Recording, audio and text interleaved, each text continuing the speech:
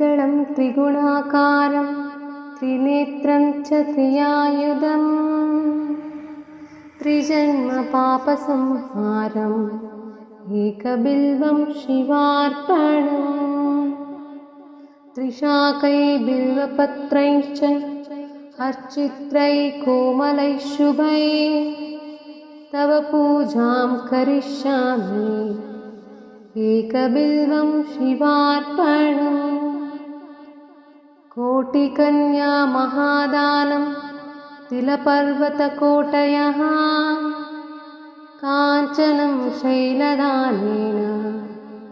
एकबिल्वं शिवार्पणम्